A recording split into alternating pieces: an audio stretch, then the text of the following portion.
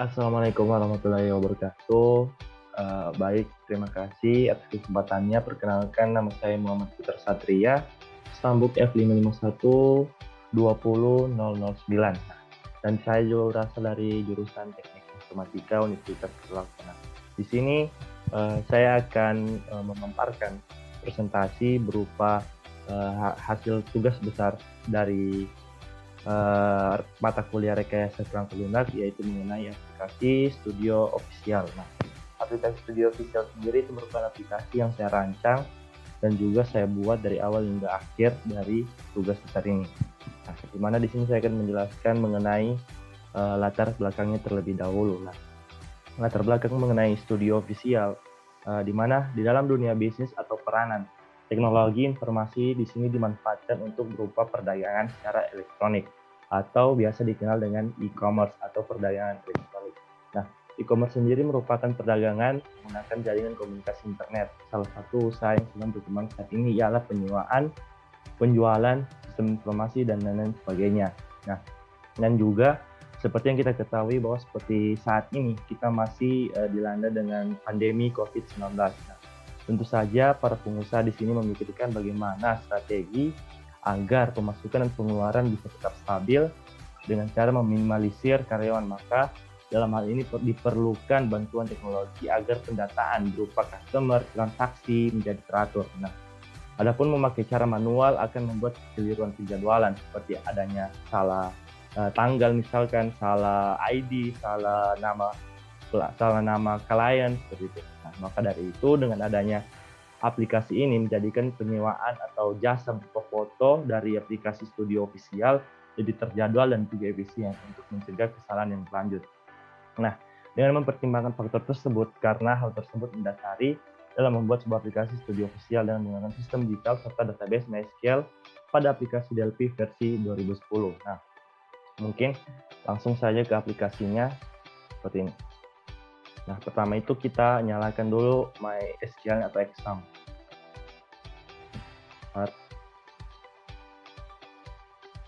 Nah, di sini saya buat database dengan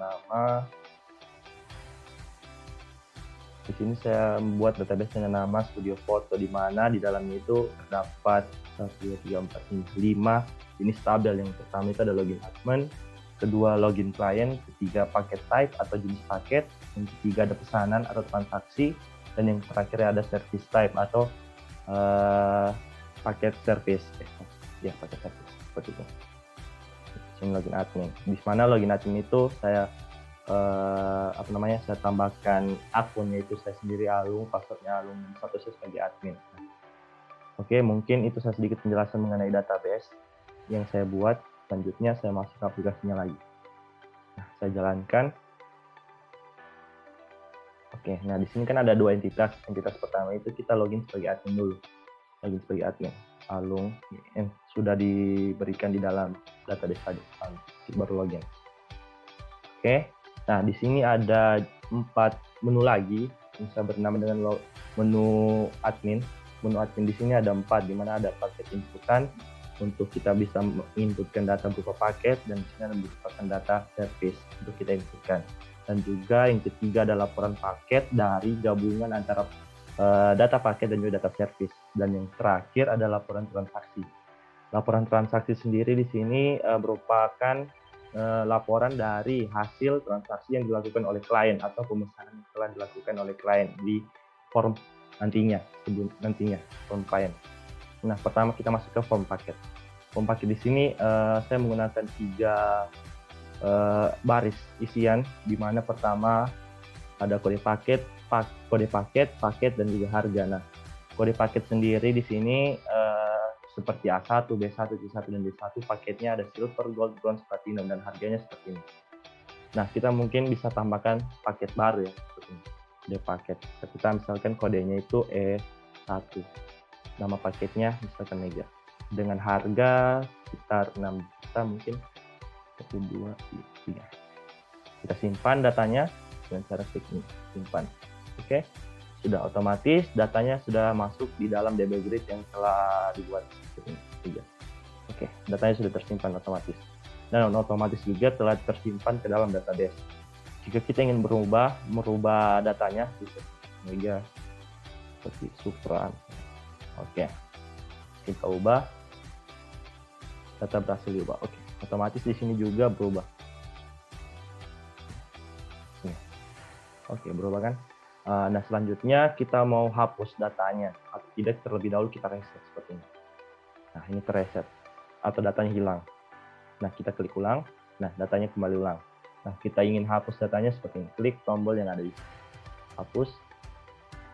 Hapus data berhasil terhapus. Otomatis hilang dari database yang kita buat. Database atau tabel yang kita masukkan. Nah, ini datanya nanti ini akan tersimpan di dalam tabel data paket atau paket type yang telah tadi saya tunjukkan. Kita kembali. Nah, lanjut ke menu service. Menu service di sini ada 4 ya, dari paket yang telah saya inputkan sebelumnya dari data paket. Saya panggil lagi di sini. Kita mau inputkan paket apa? Misalkan gold.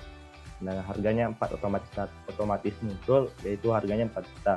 Keterangan jasanya mungkin sekitar paket gold itu kita ubah di sini jadi 40 foto, kemudian kita kasih 3 jam, dan krunya bernama Arif misalkan, emailnya arif@gmail.com. Kita simpan kayak tadi. Ini tersimpan ke data service yang tadi. Baru kita mau ubah, bisa juga.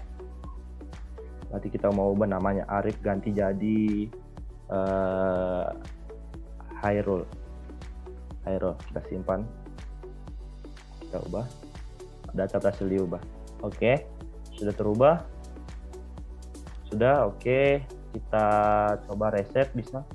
Oke, datanya terreset bisa. Kita hapus lagi.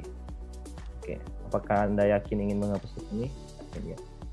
Oke, data berhasil dihapus. Oke, data telah terhapus. Data hilang dari DB Grid yang telah ada. Kembali lagi.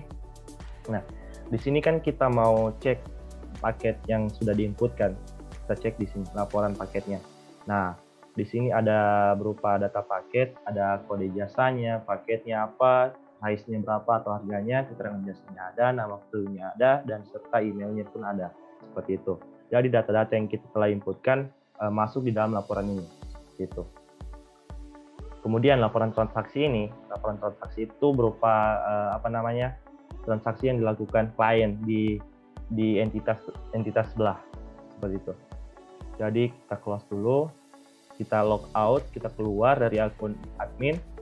Habis kita keluar, kita kembali, kita masuk ke entitas kedua, yaitu klien. Nah, di klien ini bisa apa saja, Mas. Nah, di sini ada 2 menu, di mana ada menu register dan juga login.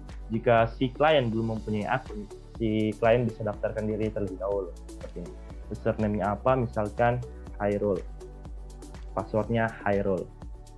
Nah, nomor HP-nya misalkan 0821 1234 kita register. Nah, data berhasil tersimpan, otomatis datanya telah terdaftarkan. Nah, otomatis dia kembali ke halaman sebelumnya. Nah, otomatis kita masuk lagi ke halaman berikutnya, yaitu halaman login klien. Login klien tadi data yang kita inputkan yaitu Hairul, passwordnya Hairul. Kita cek apakah benar. Oh, salah. Kita kembalikan ulang Hairul. Oke, kita login berhasil sebagai klien. Oke, masuk. Setelah ini di sini ada 2 menu lagi, di mana ada album dan juga transaksi. Album ini merupakan katalog atau hasil-hasil dari berupa bukti dari studio official seperti ini, gambar-gambar hasil dari jepretan dari studio official. Nah, ini halaman ini hanya menampilkan berupa gambar ya, teman-teman. Jadi kembali lagi di sini kita masuk ke menu yang paling utama dari aplikasinya, transaksi. Di mana di sini menu transaksi ini bisa melakukan pembelian atau jual beli dari jasa paket yang telah disediakan. Nah, di sini kan ada 2 DB Grid yang saya pakai. DB Grid pertama ini saya hanya menampilkan pilihan paketnya seperti itu. Dan yang kedua ada data dari transaksinya. Gitu.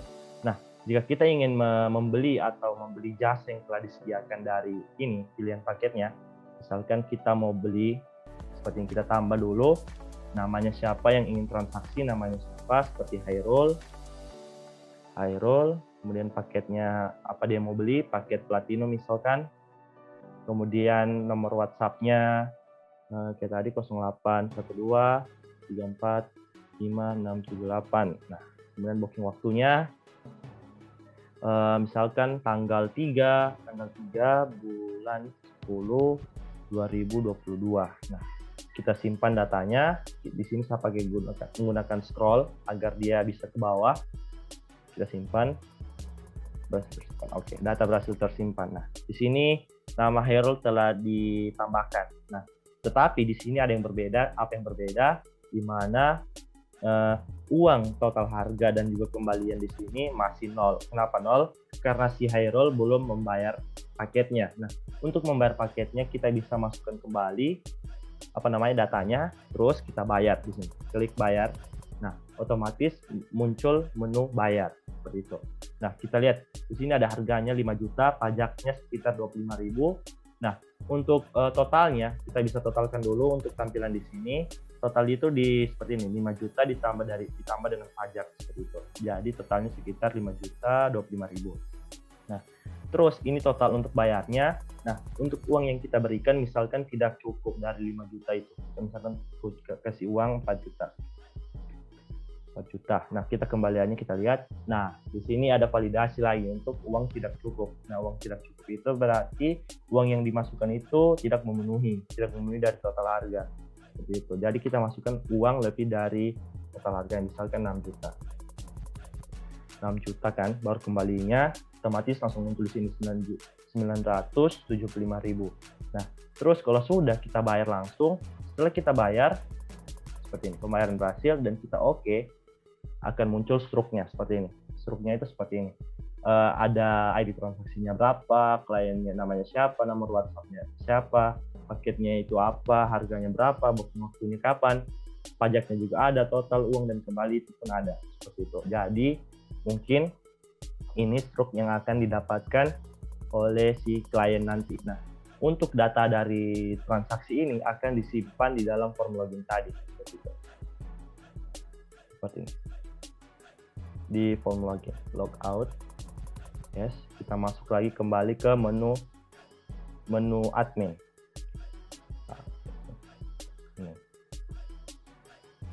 Oke, login. Nah, laporan transaksi kita lihat apakah datanya berubah. Nah, di sini datanya berubah. Di sini nama Hairul telah ada. Nama Hairul telah ada, paketnya apa seperti tadi, sampai dengan seterusnya, sampai dengan kembaliannya berapa. Nah, seperti itu. Jadi, mungkin itu saja yang dapat saya jelaskan mengenai aplikasi saya. Dan lebihnya mohon sabar, saya keluarkan dulu. Oke, kurang lebihnya saya mohon maaf. Sekian, Assalamualaikum warahmatullahi wabarakatuh. Terima kasih.